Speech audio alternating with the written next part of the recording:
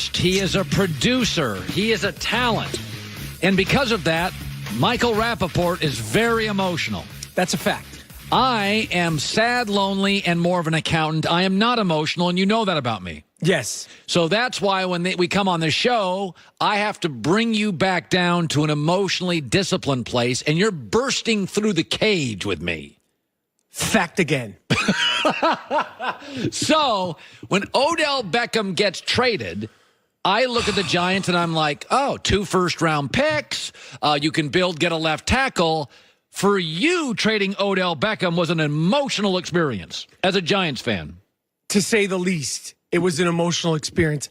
I've discussed on this show the shenanigans, the fights, all the detrimental things Odell Beckham has done. But Eli Manning has not been able to test drive the Ferrari, which is Odell Beckham, for the last 2 seasons. When they traded him, knowing that we have this beautiful purple Ferrari, it's probably an addition of 5. Right. And despite the fact that he's driven me nuts, this is one of the best football players in the league. He's certainly one of the most gifted, yes. Yes. The last 2 seasons, no one has been able to give him the ball. So we have a Ferrari that vroom, vroom, every now and then you got to take it out there and run its engine. Otherwise, it's going to waste. So next year, 2 things are going to happen. We're going to be reminded of the Ferrari that is Odell Beckham. Yes. Baker Mayfield's going to be running around. Odell Beckham's going to be scrambling, extending plays. That's a Ferrari. No, I'm not doubting that at all. I think Baker and Odell runs the best slant pattern in the league, and Baker's very accurate at the slant pattern. They're going to have fun together. They're going to have fun. So the way it happened, the fact that it happened when I was taking a nap, same thing happened during the Porzingis trade, but has nothing to do with while we were out. For some reason, I can't take a nap without somebody humongous being traded. Out of your New York teams. I have no idea. So yes, I was upset. I was concerned. And the fact that we got rid of Odell Beckham and didn't get 5 quarterbacks also is concerning to me, because right now we don't have Odell Beckham, we don't have a Ferrari. Right. We have now. You don't have a driver. We got a Mack truck in the backfield. Saquon Barkley. Thank you to me. I came on this show, argued with you, and I said draft him. Yeah. He showed improvement. They're going to be stacking the box on our Mack truck now because we don't have a Ferrari. We got a Mack truck. We know the Mack truck is coming, so that's going to take away from him.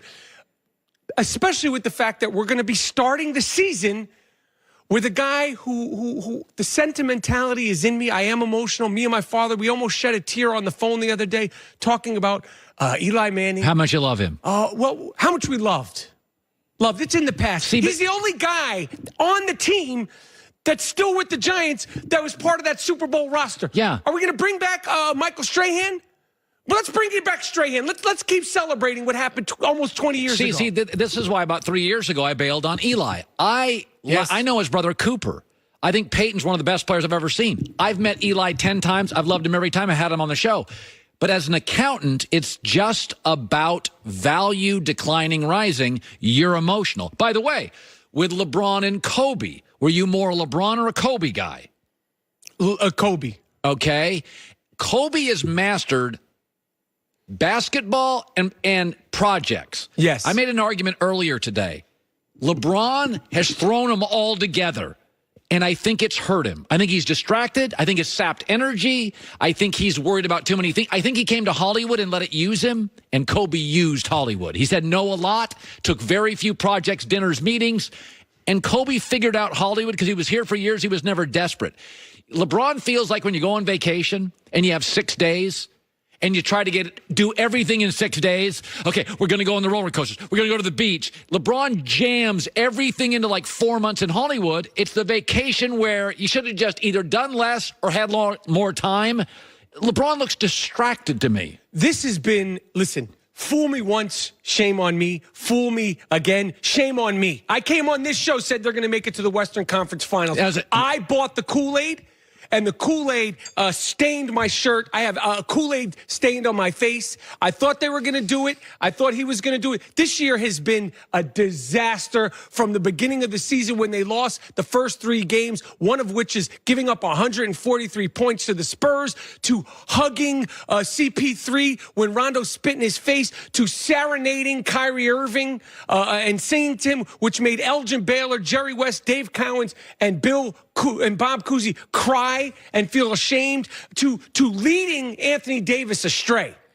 Rich Paul is his agent. Right. LeBron James might as well be his agent. He led Anthony Davis astray. Because you don't think Anthony Davis just came out of nowhere and said, trade me, without consulting his agent, who's pretty much LeBron James. This has been a disaster.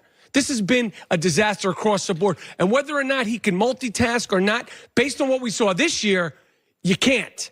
It's just been one thing after another. You've lived in Hollywood. I've seen, in the 4 years I've lived in L.A., I've seen it literally implode careers. You have to use Hollywood. Yes. You cannot let it use you. And here's what it uses you. Because if you're famous, everybody wants to meet with you, take you to dinner, put you on their project. And you have to learn to say, nah. And Kobe, the real famous people do that. And Tom Hanks says no all day. Kobe Bryant, you think when he was playing, you see him at the Chateau, whatever it is? No, Kobe was the biggest star in L.A. for about 9 years.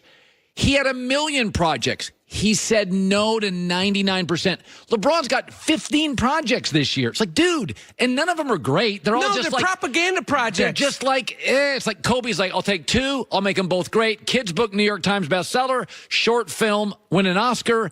Like, you got to say no, because Hollywood will offer you the world if you're famous, because everybody wants to jump on board famous and ride the roller coaster, and they want to ride you, and LeBron just said yes to too much stuff. You don't think that Leonardo DiCaprio could put his name on 17 different half-cooked, half-baked projects if he wanted to by tomorrow? Of course he could. He doesn't. Of course he doesn't. Tom Hanks could say yes all day. He says yes once a year to Spielberg. Exactly. This has been a disaster of a year. What's going to happen next year? I don't know, but I don't think there's any big free agents coming here. I agree. I agree with you. I think Kyrie's actually the best fit. By the way, Bill Simmons, you guys are tight, right, or something? I never see him. No, I didn't mean... I mean, yeah, what would he say? He says, bet the house, Kevin Durant is going to New York. Oh, really? I think it Based on what? Based on what he said that? Who cares that he said that? Well, I think they know each other. I don't think Kevin Durant said anything to Bill Simmons about where he's going. I bet the house on that. And let me tell you something. Listen, everybody's throwing around their sources and bet the house. I ain't betting no houses. And who cares what he says? I could say I bet the house that he ain't. I will say this. If Kevin Durant goes, now I said this the other day when we were doing our show prep. In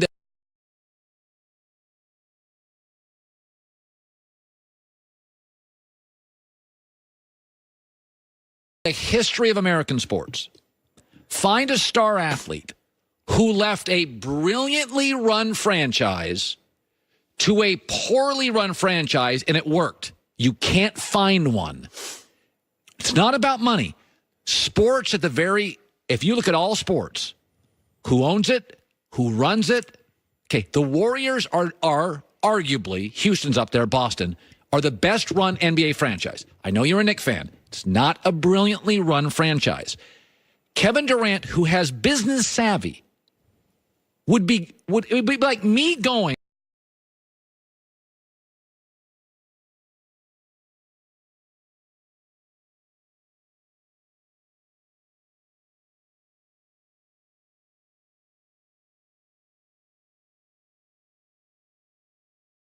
going to New York. Listen, I would love nothing more than Kevin Durant and the rest of them all to come to New York. But you know it's a sexy option too? What? Brooklyn is in the house without a doubt. Brooklyn is a cool, sexy, young borough. That team is cool. They got cool players. If you're the king of Brooklyn basketball, I mean, that's pretty cool. Coming to Los Angeles and taking over LA as a Clipper, that's pretty cool too. That being said, he would look gorgeous in that orange and blue.